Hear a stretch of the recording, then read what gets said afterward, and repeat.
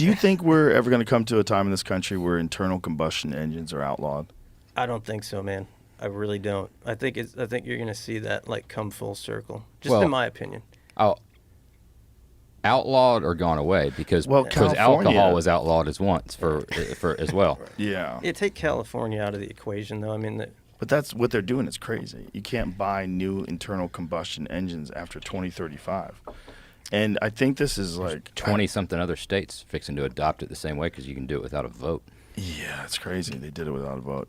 I don't think it makes sense.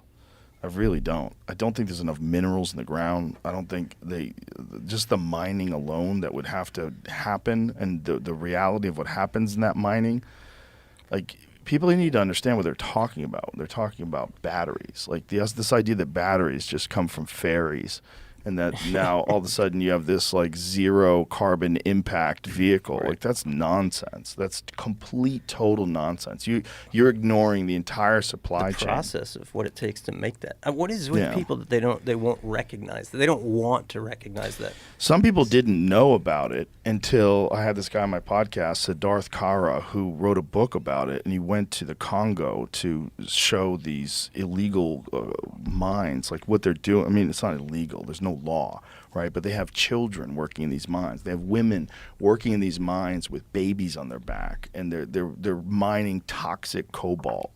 And this stuff is, I mean, there's no protection, there's no safety. These people are like chipping this shit out of the ground. And that's a good percentage of all the cobalt that's involved in electronics and batteries and cell phones and all the things that we need.